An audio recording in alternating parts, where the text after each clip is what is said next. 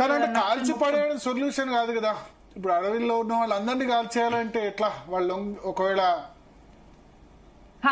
మీరు వాళ్ళని కాల్చకపోతే వాళ్ళు జవాన్లను కాల్చుతారు కదా. ఇప్పుడు నేను అందుకే అదే చెప్తున్నా, బార్డర్ లో చనిపోయిన సైనికుల కంటే కూడా నక్సలైట్ల చేతుల్లో చనిపోయిన జవాన్లు ఎక్కువ మంది. ఆ సిఆర్పిఎఫ్ జవాన్లు అంటే ఎవరండి? మనలాంటి వాళ్ళే కదా, మనమే రిక్రూట్ అయిన వాళ్ళే ఆ సిఆర్పిఎఫ్ జవాన్లు.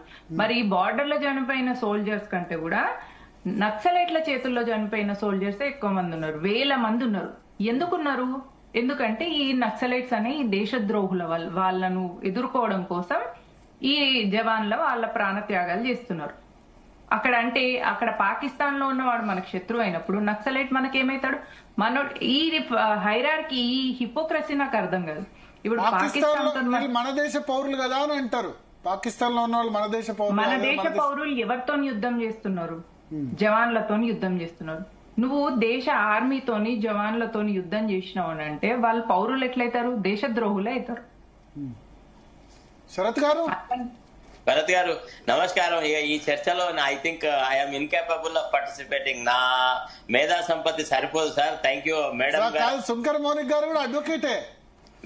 అదే అందుకే మేడం గారి అభిప్రాయాలను గౌరవిస్తూ నేను నిష్క్రమిస్తున్నా సార్. Thank you. అట్లా కాదు, this is unpalatable. If this is the understanding of madam as an advocate, I don't know, God only help us. ఇప్పుడు మరి జాతీయ జెండా ఎగురవేయడానికి వ్యతిరేకంగా కాబట్టి వాళ్ళు దేశ ద్రోహులే కదా అని అంటున్నారు. న్యాయవాద వృత్తి అని చెప్పి భారత రాజ్యాంగం మీద మనం ఒట్లు వేసుకొని భారత రాజ్యాంగ స్ఫూర్తిని కాపాడతానని చెప్పి అడవుల్లో ఉన్న వాళ్ళందరినీ చంపాలా అని అంటే నేను అడవుల్లో ఉన్నా సార్, మీరు నన్ను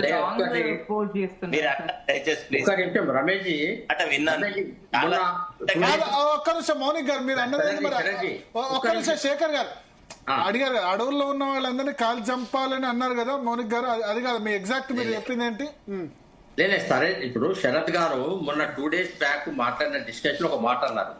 చట్టం ప్రకారం, రూల్ ప్రకారం ఎవరైతే తమ రక్షణ కోసము నువ్వు ఎదుటి వాళ్ళ మీద అటాక్ చేసినా అది చట్టం మీకు రక్షణ కల్పిస్తుంది ఒక మాట అన్నారు.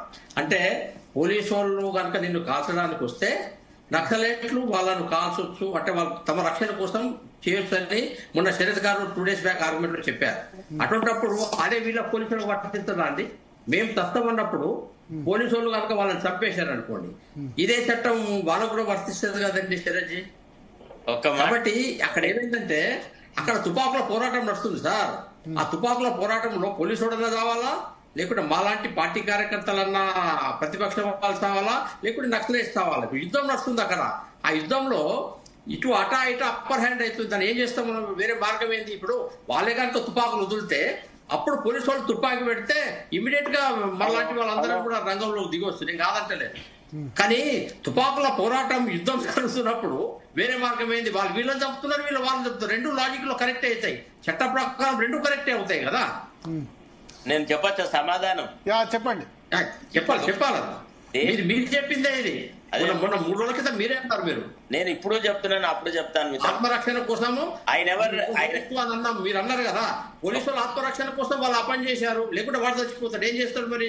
సార్ మీకు నమస్కారం. ఒక్క నిమిషం ఆగండి. నేను ఈనాడైనా ఒకే స్టాండ్ మీద ఉంటాను, నేను మారను, స్టాండ్ మీదనే ఉంటాను. నేను అనేది ఏమంటే, ఎప్పుడైతే దేశ హోంమంత్రి 31 మార్చి లోపల నక్సలిజాన్ని పూర్తిగా నిర్మూలిస్తాం, నక్సలైట్ అనేవాడు కనపడు, అయితే సరెండర్ కావాలా లేదంటే సావడానికి సిద్ధంగా ఉండాలా అనేటువంటి మాట మాట్లాడిన తర్వాత పోలీసు బలగాళ్లలో మేము ఎంత ఫోర్స్ ఉపయోగించినా ఏం చేసినా అడవులలో ఎట్లా పట్టుకొని చంపినా బాధ్యత జవాబుదారీతనం లేదు అనేటువంటి ఒక జవాబుదారీతనం లేనటువంటి ఒక వన్ సైడెడ్ వైలెన్స్ జరుగుతుంది. అది మీరు గమనించట్లేదు దయచేసి. శరత్జీ ఒక విషయం ఏంటంటే, రాజ్యాంగం ఒక్క నిమిషం భరత్జీ ఒక్క నిమిషం. రాజ్యాంగం అమిత్ షాకు ఆర్డర్ ఇచ్చింది, మిస్టర్ నిన్ను అమిత్ షా నిన్ను హోమ్ మినిస్టర్ పెట్టినాము, ఈ అతివాదాన్ని కంట్రోల్ చేయాల్సిన బాధ్యత నీది అని చెప్పి భారత రాజ్యాంగ భారత చట్టాలు అమిత్ షా చెప్పినాయి సార్. అమిత్ షా కనుక ఆ పని చేయకుంటే మేమందరం వెంబడి పెడతాం, మిస్టర్ అమిత్ షా ఎందుకు కంట్రోల్ చేస్తలేమని, మణిపూర్ లో ఒక సంవత్సరం ఎందుకు చేసినామని చెప్పి మేము ఇంటర్నల్ ప్రశ్నించాం అమిత్ షా. మౌనిక గారు మేము ప్రశ్నిస్తాం మావోయిస్టులను ఎందుకు కంట్రోల్ చేస్తాం. మౌనిక గారు ఇప్పుడు మీరు అన్నదాని గురించి శరత్ గారు ఆబ్జెక్షన్ వ్యక్తం చేస్తారు. మౌనిక్ గారు మీరు అన్నదాని గురించి ఆబ్జెక్షన్ వ్యక్తం చేస్తున్నారు. ఎగ్జాక్ట్ గా మీరు చెప్పాలనుకుంది అడవుల్లో ఉన్న వాళ్ళందరినీ గాలి చేయడం అంటే ఇక నేను లాయర్ గా మీరు అట్లా అనకూడదు కదా, భారత రాజ్యాంగం గురించి ప్రమాణం చేసిన వాళ్ళు లేదా లాయర్ గా మీరు అట్లా అనకూడదు కదా అని శరత్ గారు అంటారు. మీరు అన్నది ఏంటి ఎగ్జాక్ట్ గా చెప్పండి. ఎస్, ఆయుధాలు చేపట్టిన నక్సలైట్లను మాట్లాడారు మౌనిక గారు అన్నారు. ఆయుధాలు చేపట్టిన నక్సలైట్లు మాత్రమే కామన్ భరత్ గారు మా చర్చకి ఒక అవకాశం తెలుసో తెలియకో నోరు జారు అని ఉంటది. మళ్ళీ అమ్మ నువ్వు ఒకసారి మళ్ళీ నీ పాయింట్ క్లారిఫై చేయాలి సార్. నేను తెలుసో తెలియకుండా మాట్లాడడానికి నేనేం కాలేజ్ అమ్మాయిని కాదు, చిన్న పిల్లని కాదు. ఏం మాట్లాడినా ఆలోచించి మాట్లాడతాను. నేను ఒక సోషల్ మీడియా ఇన్ఫ్లుయెన్సర్ని. ఇది నా గురించి. నెక్స్ట్ మనం ఏదైనా ఒక ప్రభుత్వం ఒక ఫలాలు అందించిందంటే అది విద్య గాని వైద్యం గాని బేసిక్ ఎమ్యూనిటీస్ లైక్ ఎలక్ట్రిసిటీ గాని ఏవైనా ప్రభుత్వం అందించిందంటే భారతదేశంలో ఉన్న ప్రతి పౌరుడికి వాటిని అందుకునే హక్కు అధికారం రాజ్యాంగమే కల్పించింది. ఈ నక్సలైట్లు ఏం చేస్తారంటే వాళ్ళను ఆ హక్కుల నుంచి దూరం చేస్తారు. ఆ ఊర్లలో స్కూల్స్ నడవనియరు, ఆ ఊర్లలో కరెంటును రానియరు, ఆ ఊర్లలో వైద్యం ఉండదు. అంటే అక్కడ వాళ్ళకి ఏదైనా జబ్బు వస్తే ఆ జబ్బుతో చావాల్సిందే, ఎందుకంటే నక్సలైట్లు ఉన్నారు కాబట్టి వాళ్ళకి భయపడి ఆన్నే ఉండాలి. వాళ్ళకి ఏదైనా చదువుకోవాలి అనిపిస్తే చదువుకునే అర్హత ఉండదు. వాళ్ళ రిక్రూట్మెంట్ కి వీళ్ళ పిల్లల్ని అనాలి, వాళ్ళ రిక్రూట్మెంట్ కి వాళ్ళ చేతిలో పెట్టాలి. ఆ తర్వాత వాళ్ళు చచ్చిపోయినప్పుడు వాళ్ళ శవాల మీద తల్లిదండ్రులు ఏడవాలి. వాళ్ళకి ఎలక్ట్రిసిటీ బేసిక్ ఫెసిలిటీస్ ని రానియకుండా చేసిన వాళ్ళు ఒక పౌర హక్కులకు ఉన్న బేసిక్ ఫెసిలిటీస్ ని వాళ్ళ ఫండమెంటల్ రైట్ ని కాలరాయాలని చూసే వాళ్ళు ఎవరైనా కూడా దేశద్రోహులే.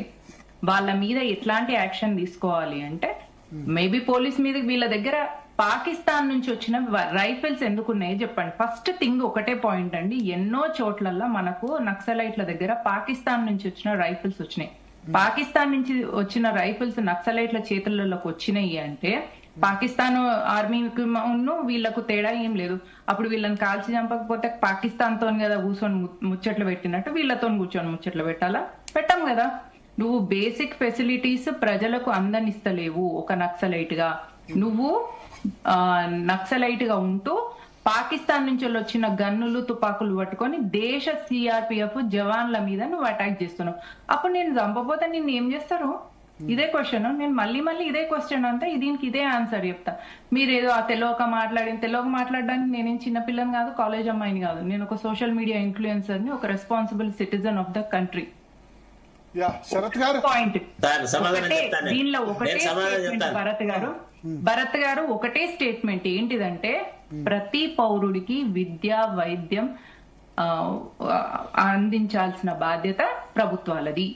ప్రభుత్వం ఇవి అందిస్తున్నప్పుడు అడ్డుగా నిలబడుతున్న ఎవరినైనా తొలగించాలి. ఇప్పుడు ఈ టాపిక్ లో అడ్డుగా నిలబడుతుంది నక్సలైట్స్. మళ్ళీ తొలగించడం వీళ్ళనే కాకుండా వీళ్ళ చేతుల్లో పాకిస్తాన్ రైఫిల్స్ ఎక్కడి నుంచి వచ్చినాయి? నువ్వు దేశ శత్రు దేశం నుంచి వెళ్ళి నువ్వు రైఫిల్స్ తెచ్చుకొని దేశ ఆర్మీ మీద అటాక్ చేస్తున్న నిన్ను దేశద్రోహులని నిన్ను కాల్చి చంపకపోతే విగ్రహాలు కట్టించి దండాలు పెట్టమంటారా? ఏమనుకుంటున్నారు అసలు? ఈ అర్బన్ నక్సలైట్స్ మెయిన్ డేంజర్ అండి. ఈ అర్బన్ నక్సలైట్స్ వల్ల వీళ్ళు చీడ పురుగుల్లాగా ఆ నక్సలైట్లు అడవుల్లో ఉంటారు, వాళ్ళని కాల్చితే అక్కడికక్కడికి అయిపోతుంది. కానీ ఈ అర్బన్ నక్సల్స్ ఎవరైతే ప్రొఫెసర్లు లెక్చరర్లుగా కాలేజీలలో ఉంటారు చూసినా వీళ్ళు చీడ పురుగులు, సమాజాన్ని లోపల నుంచి వెళ్ళి డొల్ల చేయడానికి ఇస్తారు. వీళ్ళని ఎదుర్కోవాలి అంటే మనం చాలా స్ట్రాంగ్ గా ఉండాలి, క్లారిటీతో ఉండాలి. ఇది నా స్టాండ్. శరత్ గారు ఇప్పుడు ఒక విషయం అంటే మనలో మాట, I'm not joining any match with her, but question ఏమంటే మన దేశ పౌరుల దగ్గరికి విదేశీ ఆయుధాలు వస్తున్నాయంటే అది ఎవరి failure sir? Whose failure is it? What is that we are talking about? ఇవాళ విదేశీ ఆయుధాలు, విదేశీ డబ్బులు ఇవన్నీ రాకూడదనే కదా నీ బార్డర్ సెక్యూరిటీ ఫోర్స్ ఏంది, నీ ఆర్మీ ఏంటిది, మనం ఏంటిది? ఇవాళ మనము గుస్బైటీలను ఆపుతున్నామని కదా చాలా గొప్పగా బీహార్ లో మాట్లాడి ఓట్లు సంపాదించుకొని ఘనమైన విజయం సాధించుకున్నారు కదా. అసలు యాక్చువల్లీ గత ప్రభుత్వాల అధీనంలో అస్సాం నుంచి, తర్వాత ఇతర బార్డర్ల నుంచి రకరకాల బంగ్లాదేశీలు, ఇతర దేశస్తులు వచ్చినారని చెప్పినారు కదా అమిత్ షా, తర్వాత ప్రధానమంత్రి. ఇప్పుడు అసలు మనము బార్డర్లను పూర్తిగా క్లోజ్ చేసినామని they are taking pride of that incident in spite of Pulwama, in spite of recent Pahalgam incident. ఇప్పుడు ఒకటండి, అర్బన్ నక్సల్స్ అని అంటే ఏంటిది? మీ భావజాలంతో అగ్రి కాని వాళ్ళందరూ అర్బన్ నక్సల్స్ అనా? Is it so? What do you want to convey that by that way? That means if anybody advocates for the right to life as a fundamental right, ఒక వ్యక్తిని అనవసరంగా చంపకూడదు, ఏ న్యాయ ప్రక్రియకు అందుబాటులో లేకుండా, ఏ న్యాయ ప్రక్రియకు గురి చేయకుండా వ్యక్తుల్ని చంపడము అరాచకము, అది దాన్ని పాలన అనరు, అది అరాచకత్వం అంటారు అని రాజ్యాంగాల్లో రాయబడ్డది, చెప్పబడ్డది. This is what we have been taught in law colleges. Most sacred right under the constitution is right to life. How can you annihilate just because they don't agree with you? Is it they are doing something under? What is the greatest development that has been done during the last 14 years in the tribal areas? ఏం improvement వచ్చింది tribal areas లో? ఇవాళ కూడా నిన్నగాక మొన్న మనం చూసాం కదా, ఒక ట్రైబల్ అతని వాళ్ళ పిల్లోడు చచ్చిపోతే వాడి దగ్గర డబ్బు లేకుంటే అడుక్కొని వాడు శ్మశాన వాటికకు పోయే పరిస్థితి. ఇప్పటికి కూడా చచ్చిన అంటే ఆరోగ్యంగా లేని ట్రైబల్ ప్రాంతాలలో కూడా ప్రజలు ఇట్లా కావడికి కట్టుకొని తీసుకొని పోతున్నారు. గర్భిణీ స్త్రీలకు చికిత్సలు లేవు.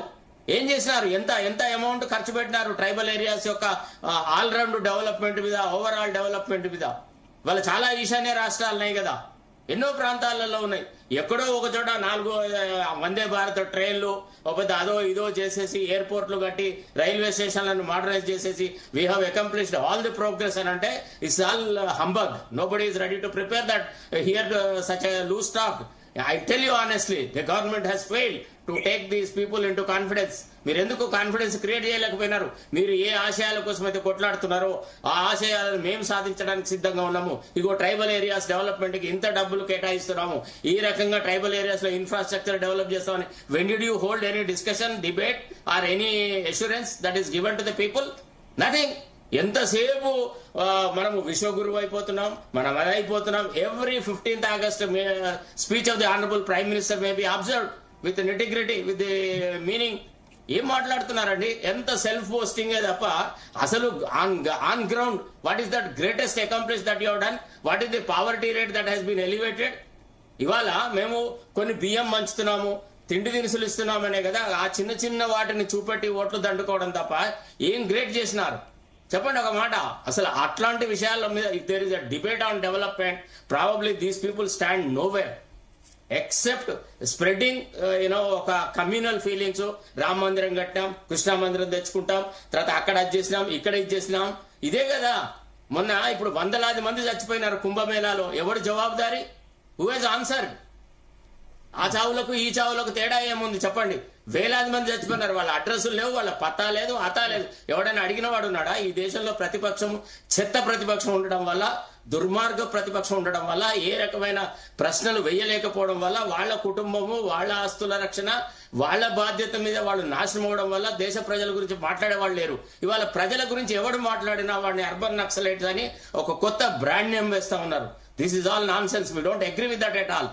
We are here to defend the constitution. How can you say that we are anti-nationals? How can we be subjected to sedition? మీరు అర్బన్ ఏమంటే అలాంటి భావజాలం గలవాళ్ళు. I don't mean Sarath Kumar. Sarath Kumar as not an individual. Sarath Kumar is capable of fighting. మీకు మీరు urban Naxal అని ఒప్పుకున్నారా? లేదండి, మీరు అంటున్నారు. డెఫినెట్లీ ఒకవేళ మీ ప్యాటర్న్ ఆఫ్ థింకింగ్ లో, మీ ఎటిమాలజీలో, ఒకవేళ మీ దృష్టిలో మీరు మమ్మల్ని అంటే నక్సలైట్ల తరఫున మాట్లాడుతున్నందుకు అర్బన్ నక్సలైట్ అన్న అక్కస్తో కనుక మీరు మాట్లాడితే we are ready to take that. We are ready to fight against the society. We are ready to fight against the government. Then you deserve sedition case. చెప్పు, పెట్టమ్మా మీ ప్రభుత్వంతో పెట్టించు. We are capable of fighting. మీరు తోటాకు చప్పులకు భయపడుతూ మేము వకాలా చేయట్లేదమ్మా please. Congress party లాంటి ప్రతిపక్షం మీద, రాహుల్ గాంధీ మీద